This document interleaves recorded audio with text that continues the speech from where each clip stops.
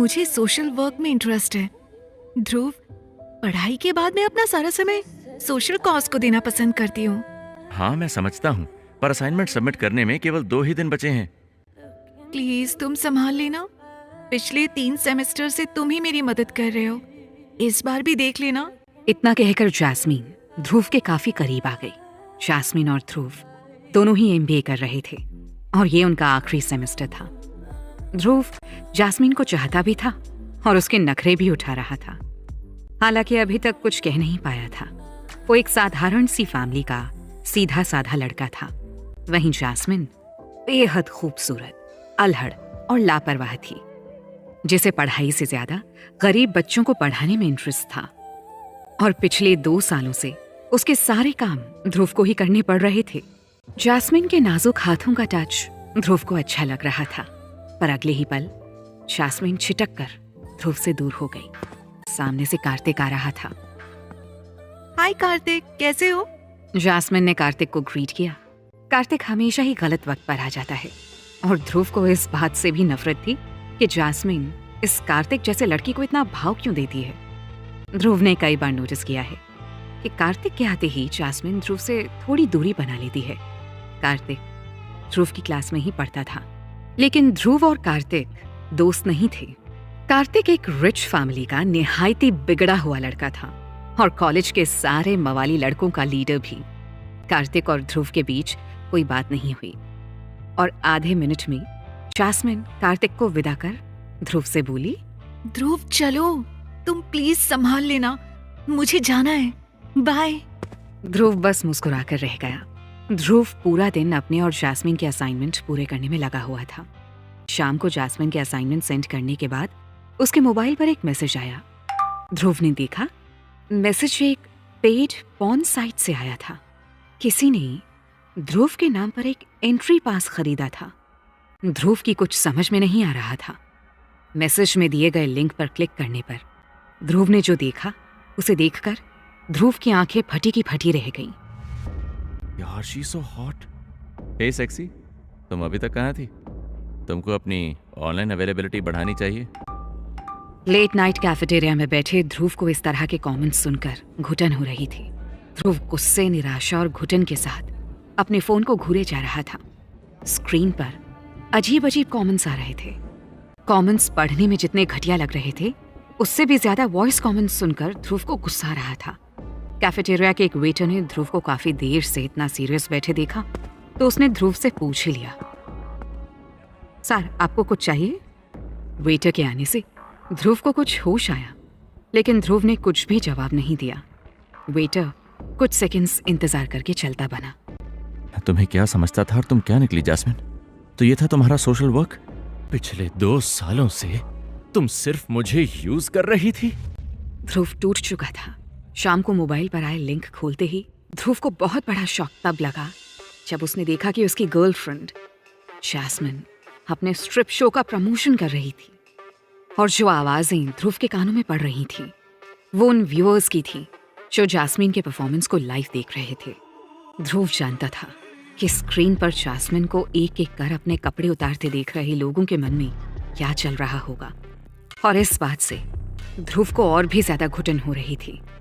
ध्रुव इतने शॉक में था कि उसे कुछ भी समझ में नहीं आ रहा था। वो बस यही सोच रहा था कि जिसे उसने इतना चाहा, वो लड़की उसके साथ ऐसा कैसे कर सकती थी। ध्रुव के सवालों के जवाब सिर्फ जैस्मिन ही दे सकती थी, लेकिन इससे पहले कि ध्रुव जैस्मिन को फोन करता, किसी अननोन नंबर से ध्रुव को फोन आया। हेलो, ध्रुव ने कहा, पर दूसरी तरफ से किसी के हंसने की आवाज सुनाई दी। तो ध्रुव, कैसा लगा आज का show? I hope you had a great time. इतना कहकर उस शख्स ने फोन काट दिया। तभी ध्रुव की नजर स्क्रीन पर चल रहे वीडियो पर पड़ी, जिसे देखकर वो दंग रह गया। उसका चेहरा गुस्से से लाल हो गया था। ओह, तो ये है तुम्हारा खेल कार्तिक। ध्रुव ने कभी सोचा तक नहीं था कि जैस्मिन इस तरह की लड़की होगी। ध्रुव शॉक्ड था। तभी कार्तिक का मैसेज स्क्रीन पर दिखा। You are mine beauty and I want to see you in my bedroom. उसके साथ ही स्क्रीन पर एक और मैसेज पॉप हुआ। Kartik sent 20,000 rupees. ये देखकर ध्रुव ने अपना फोन उठाया और कैफेटेरिया से बाहर निकल गया। तुम पैसों की भूखी थी जैस्मिन, मैंने तुमको समझने में भूल कर दी।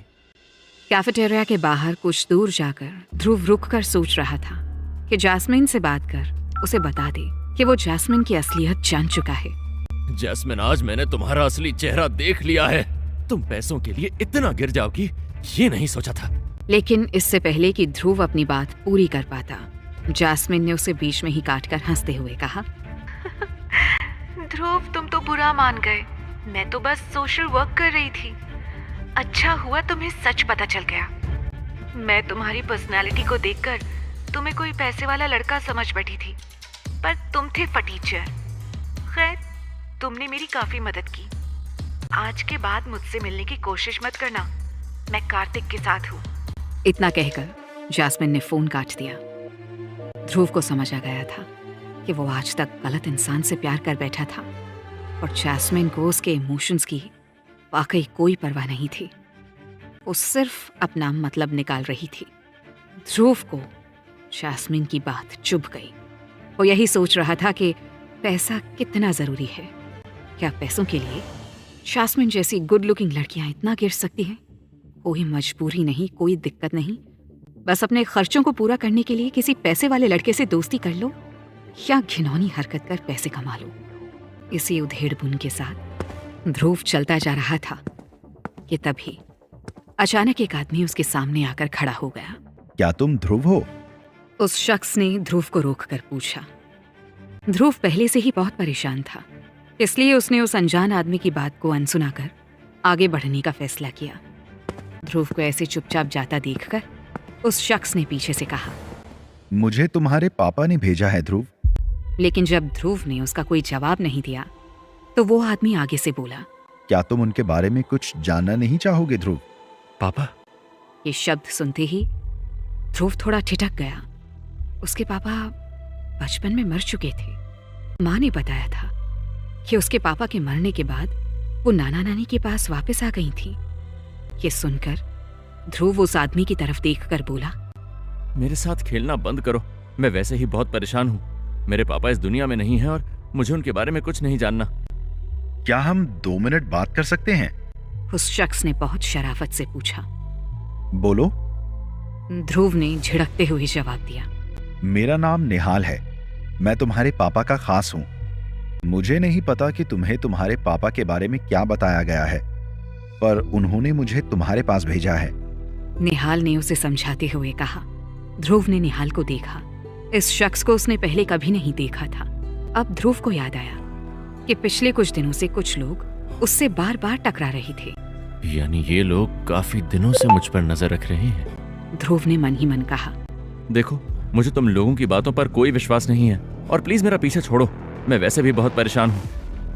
ध्रुव को इन लोगों की बातों से किसी साजिश की बू आ रही थी। वो जल्दी से जल्दी इन लोगों से अपना पीछा छुड़ाकर निकल जाना चाहता था।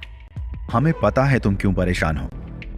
इतना कहकर उस शख्स ने कुछ ही दूरी पर कार में बैठे अपने साथी को इशारा किया और तुरंत ध्रुव के मोबाइल पर एक मैसेज आया। INR 10 crore credited on your account number 322317। Message देखकर ध्रुव हैरान था।